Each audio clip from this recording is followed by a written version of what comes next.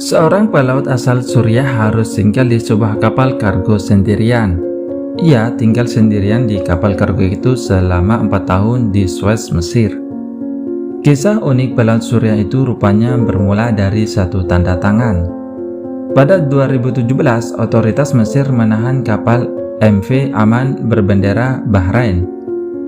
Hal itu karena izin keamanan peralatan kapal itu telah kadaluarsa. Saat itu, pengadilan Mesir menyerahkan dokumen kepada awak kapal. Mereka meminta tanda tangan dari Muhammad Aisyah yang menjabat sebagai muallim yang juga tangan kanan kapten kapal. Mengutip BBC, Muhammad pun setuju dan menandatangani dokumen itu tanpa tahu konsekuensi tanda tangan tersebut. Dengan tanda tangan itu, Muhammad mesti menjaga dan berperan sebagai penanggung jawab resmi kapal. Kapal itu terus bertahan di Mesir, sementara rekan-rekan Muhammad pulang ke negara masing-masing. Namun, Muhammad terpaksa tetap menjaga kapal itu sendirian. Ternyata, tugas itu tak selesai dalam hitungan minggu atau bulan. Pelaut asal Suriah itu justru tinggal di kapal hingga 4 tahun seorang diri pula. Ia juga tak bisa pulang karena otoritas Mesir menahan paspornya. Saya terjebak di penjara besi sendirian dan sekarang akan memasuki tahun keempat di sini, ujarnya. Ia pun membeberkan pengalamannya sendirian di kapal kargo itu.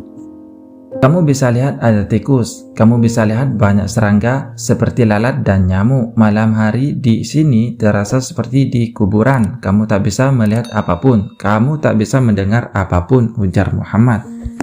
Tak cuma itu, Muhammad pun mesti berpisah dari ibunya selamanya. Ibu Muhammad meninggal sementara ia tak bisa pulang ke Suriah. Ibu saya meninggal 2 tahun lalu dan saya tidak akan bisa melihatnya lagi karena saya terjebak di kapal terkutuk ini, kata Muhammad. Mengutip Maritime Executive, kapal itu kandas karena cuaca buruk. Sejak saat itu, kapal tersebut hanya bisa berdiam di Teluk Suez. Sejak itu, tidak ada yang memberi saya air bersih, perbekalan, atau minyak solar. Saya harus berenang ke pantai setiap beberapa hari untuk mendapatkan makanan dan air serta untuk mengisi daya ponsel saya, ucap Muhammad. Masalahnya, kesehatan Muhammad sedang memburuk. Ia kekurangan gizi dan kejiwaannya terdampak karena mesti hidup sendiri di sana.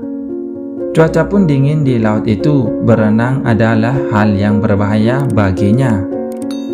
Saya hampir tenggelam beberapa kali, katanya. Saya sudah berkali-kali meminta pemulangan, tapi otoritas pelabuhan menolak memberi izin saya pergi, tambahnya. Fenomena kapal yang tertahan di suatu negeri karena masalah administratif bukan cuma terjadi pada Muhammad. Setidaknya ada 250 kasus serupa di seluruh dunia. Namun, Muhammad mengalami salah satu kasus terparah di antara awak-awak kapal yang lain.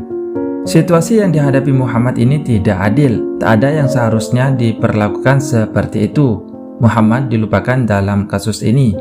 Dia ditinggalkan sendirian di kapal karena pemiliknya memilih membiarkan kapal itu terbengkalai, kata Muhammad Arachedi, perwakilan Federasi Pekerja Transportasi Internasional.